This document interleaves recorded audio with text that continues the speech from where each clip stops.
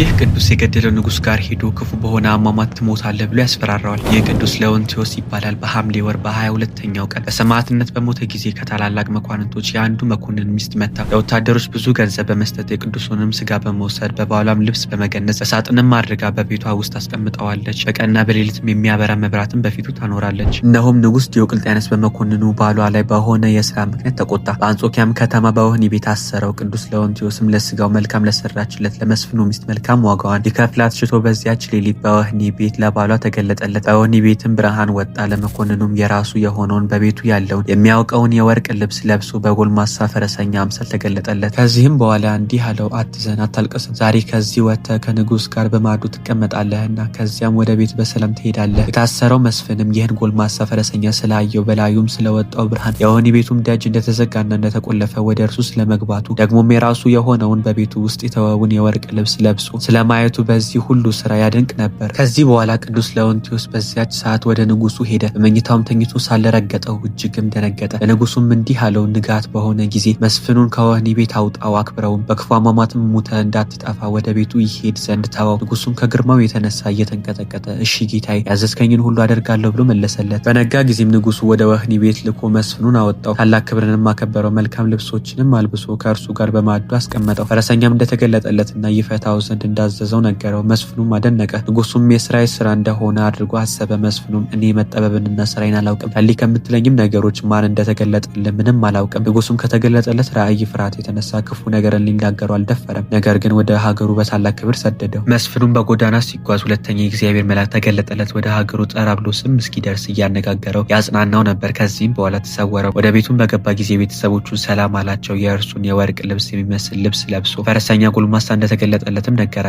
ከወህኒ ቤትም እስራት ያድነው ዘንድ ቃል እንደገባለት ነገራቸው። ሚስቱም ያዳነው ቅዱስ ሌዎንቲዮስ እንደሆነ አውቃ ብታየው ታውቀዋለህን አለችው። አዎን አላት። ከዚያም የቅዱስ ሌዎንቲዮስ ስዕል ወዳለበት ቦታ አስገባችው። አይቶም የተገለጠልኝ በእውነት ይህ ነው አለ። ሁለተኛም የቅዱስ ሌዎንቲዮስ ስጋ ያለበትን ሳጥን ከፈተች። ያንንም የእርሱን የወርቅ ልብስ እንደለበሰው አየው። የፊቱንም መሸፈኛ ገለጠ። የተገለጠለትና ከእስራት ያዳነው እርሱ እንደሆነ ተረዳ። መስፍኑም ማን እንደሆነ ስለ እርሱ ሚስቱን ጠየቃት። እርሷም የቅዱስ ሌዎንቲዮስን ገድል ነገረችው። መስፍኑም ይህን መልካም ስራ ስለሰራች ሚስቱን አመሰገናት። መረቃትም የተመሰገነ እግዚአብሔርንም በቅዱሳኑ ላይ አድሮ ድንቅ ስራ ስለሚሰራ አመሰገነው። መብራትና ማጠጥም እንዳይለየው ሚስቱን አዘዛት። ከሃዲው ዲዮቅልጥያኖስን ጌታችን እስካጠፋው ድረስ እንዲሁ የምትሰራ ሆነች። ከዚህም በኋላ መልካም ቤተክርስቲያን አንጸው ስጋውን በውስጡ አኖሩ። በሰኔ 1 ቀንም አከበሯት። ከስጋውን ብዙዎች ድንቆችና ተአምራት ተገለጡ። ለእግዚአብሔር ምስጋና ይሁን፣ እኛንም በጸሎቱ ይማረን፣ በረከቱም ከኛ ጋር ትኑር ለዘላለሙ አሚን።